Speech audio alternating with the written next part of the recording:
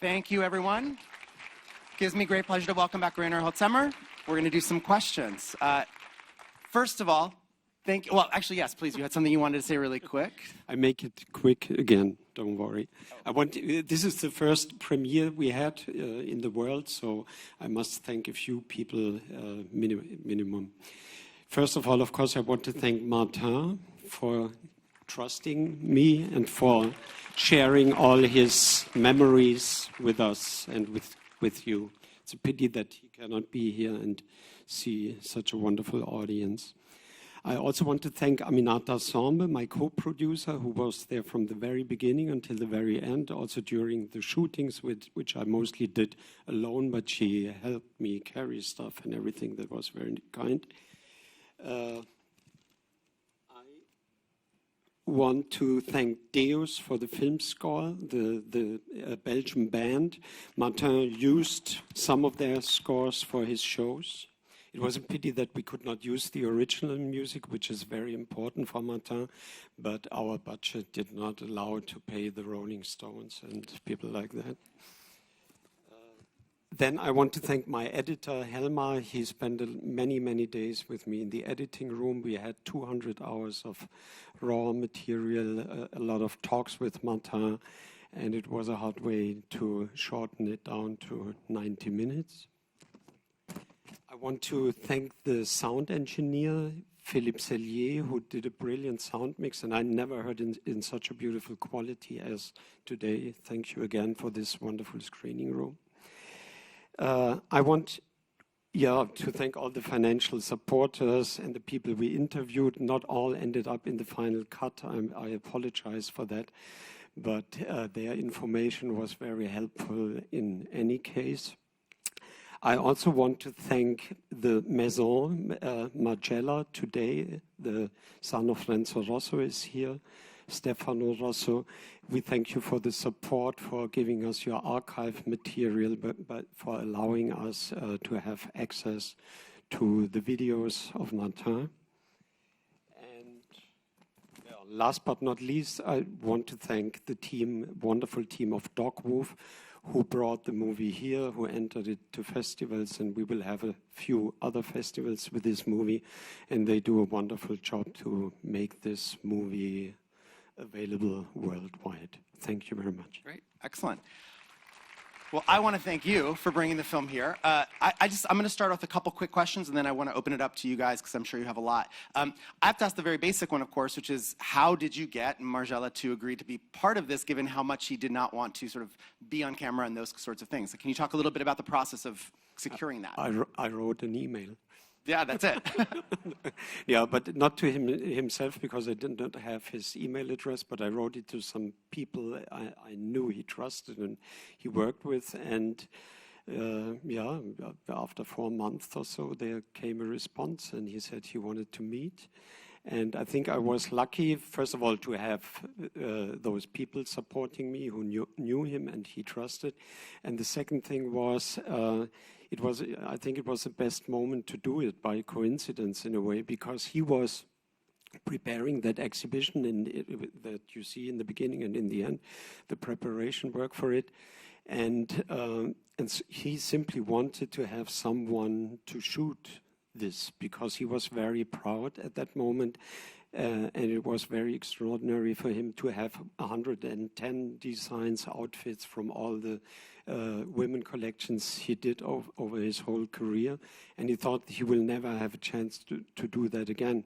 So I was interested, of course, in a documentary. And I said, okay, I'm open to do anything, because I was hoping once I meet him, then we know each other, that he might trust me. And once he sees how I work, how I shoot, then maybe more is possible. And after we shot maybe 4 weeks or so in the basement of Galliera, we knew each other much better, and then he was open for that documentary. And so at what point did you decide the visual look of the film in terms of filming his hands and the archival material? At what point was that a collaborative decision on your part? How did you come to that decision to film that way? It was out of poverty, more or less, the decision. You did not have so many choices in that case.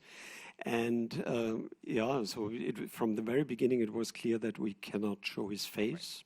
I was not afraid of that, to be honest, because I thought and I hope it worked out for you as an audience, that it doesn't really matter if you see the face or not. You get kind of intimate with him and you get close to him. And I always hope that people might feel they have seen him and never miss the face. The second problem was the voice. He did not want to talk, or he wanted to talk, but because I needed all this information, because you cannot read the information in books, and there's not much stuff available for research, and so because he never gave interviews for the last 30 years and never showed his face, so I needed his information, of course, and the narration. So we taped his information, the narration, his voice, but his wish in the beginning was that we should have another voice, like an actor or an actress was a proposal of him, speaking his sentences. I thought I would accept it if you have no other choice, because I was so happy to have him talk in any case. And so for me, the most important thing was not to lose him, that he will stay until the end of this project with us. But I was hoping and trying to convince him that we can use his voice, because I think it's at least something more personal, especially when you don't see the face. And it took a while, but he finally accepted and got used to hear his own voice. And one last one for me before I turn it over. Did you know that the ending of the film was going to be that question and that answer? Or was that just like a fortuitous situation for you? I mean, the way we shot, I must tell you, and this explains how the end was made. In the beginning, it was very hard for Martin to talk, so he wanted to read things, he prepared things, and there might be some filmmakers here, never works out in the end. Doesn't sound good and doesn't sound authentic. So I said, I don't think we can read. And he tried, he wanted to try, he tried a second time, reading, and he asked my opinion, and how does it sound? I said, it's read, it's not spoken. And I let him listen also. And then he said, yeah, it's terrible. You hear that I reread it, so I could convince him. Took a while. And then he said, oh my God, he was almost a little bit desperate. What shall we do now? What shall we do? And I said, Martin, it's very simple. This morning when I came with my camera to your studio, you talked for 1.5 hours, endlessly, not stopping, about what you want me to tell today. And the moment I set up the camera, you got stuck and blocked. So I said, tomorrow, when I come back again, I give you a wireless microphone. You don't talk before you have that microphone to me, and then we let it run the whole day. So you can imagine, in the end of the shooting with him, it was like 42 days, more or less. I had those 200 hours of footage. So I was in the editing room, and the camera mostly pointing white wall or something. It was I was alone with him, so I recorded it on the card of the camera. So then in the editing room, you do not look at the monitor. You just listen, because it's not worth looking at the image, because it's just the white wall. So I was listening for hours, for days, and so, and making my choices. And suddenly, I looked to the monitor, and these glasses were put at the end of a conversation in the book, and I screamed. I was laughing loud. I thought, this must be the end. This is so exciting. And the words he said, they are not spoken at the same time in the original. I put it together in that way, because that's the easy thing when you have someone who doesn't want to show his face, then it's very easy to edit the sound. Yeah. Absolutely. That's wonderful. I'd love to open up to questions from the audience. Don't be shy. Yes, right here, please. Was no actually the last thing that he said in that conversation? Was no actually the last thing he said in that No, we conversation? had more conversations later than, but you know, so sometimes we talked about the beginning and then we talked in a chronological order about his career. And one day we had to talk about the last collection then that he had, the last show. And no, we went on talking. It was not the very end, but this is like an editing idea we had in the editing room. And he loved that too. He smiled a lot too. Nice. Next question. Yes, please. Considering how little Martin himself has spoken about his personal past, would you ever consider doing an extended cut to release? Because I feel like a lot of people would be very interested in even watching the 20 minutes of your film. So correct me if I'm wrong, but I think the question is because given how little Margiela talked about his past, would you consider an extended cut or extended version where he talks more about it? Is that what you? Right. Yeah. Will it be? Oh no, we are not planning it. He would have loved it in a way. I mean, he was involved very much in the editing process, in the whole shooting process. As I said before, I did not want to lose him. I wanted him because I know from other filmmakers who tried films about it, and he often ran away. He quit the project, but mostly before they started shooting. So, but there were already budgets and titles and stuff like that.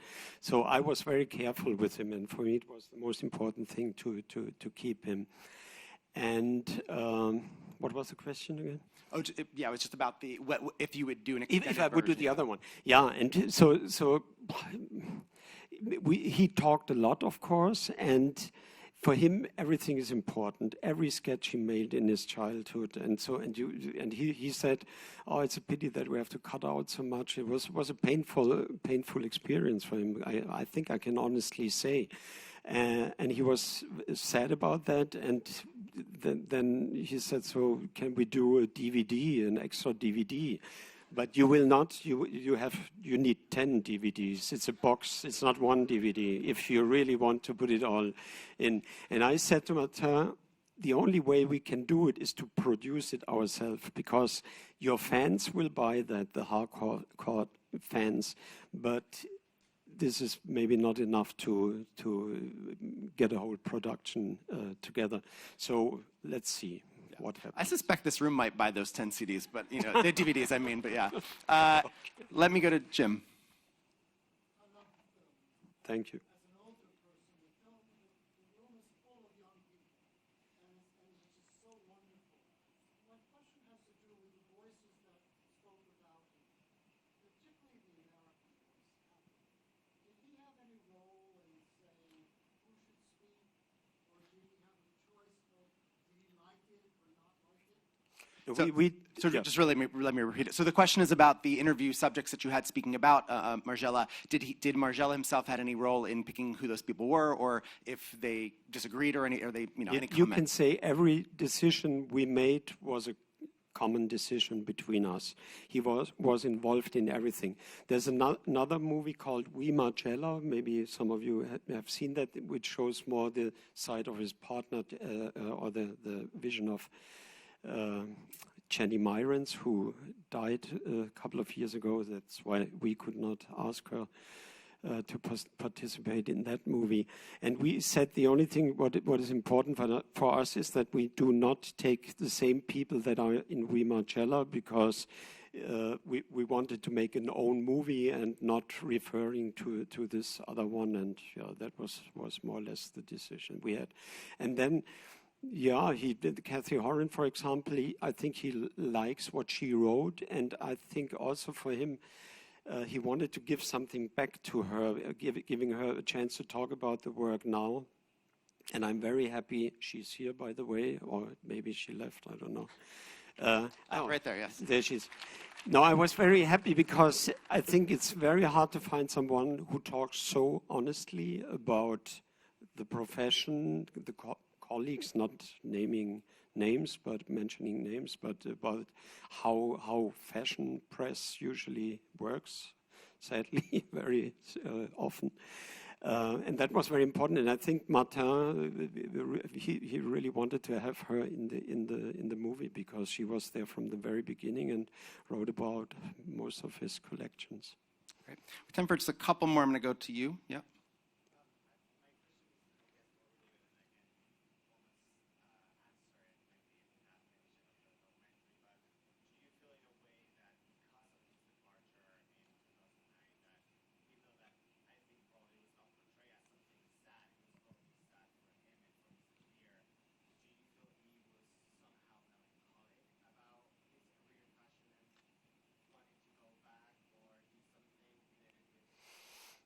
It's like. So just really, sorry, just because I'm not sure everybody heard it, but the question is really about, like, do you think that he felt melancholic about leaving fashion the way he did, and is part of the reason for doing this project to revisit his career? No, this is not the reason why he did the project. And he's not melancholic. He's very happy that he's out of that business because the year after he left, he suffered even physically from the stress, the pressure that he put himself on, more or less, during the 20 years he worked in that profession, because he always had the goal. He once said to me, it always had to be something that has never seen before. And you can imagine, as an artist, as a filmmaker, if I would make every movie in a different way than the one before, it's a lot of pressure that you have.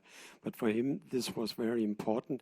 So in the end, and even today, he's happy that he's in another world, in a different world, where he can set the rhythm, the pace, everything.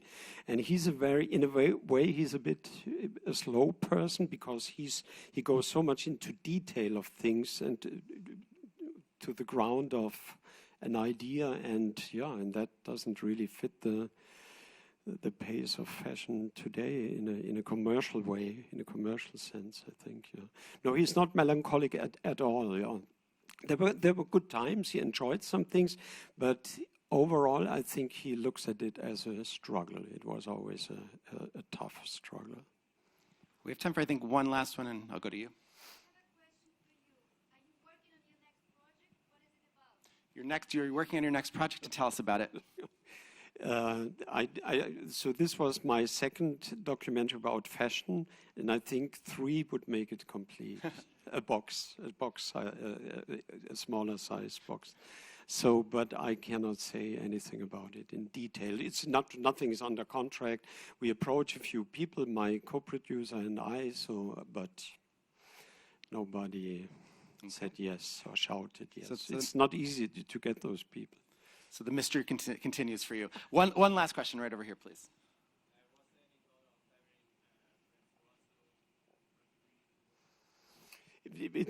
Sorry, I'm sorry, can you just... Sorry. He's asking me, did I have the thought to have Renzo Rosso in the movie also? I think this is a good question, and I thought about it, yes. I was talking to Martin about it, what he thinks, and he says, I never met Renzo, so I cannot say anything about the man and the person. But he says he's so powerful, so once you have him in the movie, then he kills the rest. He takes it over. That was the position of Martin, and I think it's a bit competition feeling from Martin's side, of course. I was thinking about, would it be necessary? But I think this movie is a little bit like a self-portrait. So it's the main thing of this movie, and that was the idea from the beginning, is having him tell his story and not have a journalistic outside view that says, so this is wrong, this is right, or there's another truth if we have Renzo. And it's also on the same side, this is not complaining about Renzo. I mean, Renzo is like many other people in this business, and they have to make the money, they have to sell.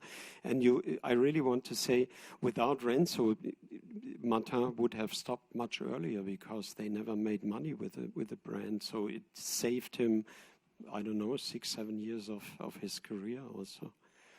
So, but I had the thought, but in the end I thought I want to keep it more the voice of Martin. So we do have to wrap up, but I want to thank you so much for bringing this fantastic film to Doc NYC. Thank you so much.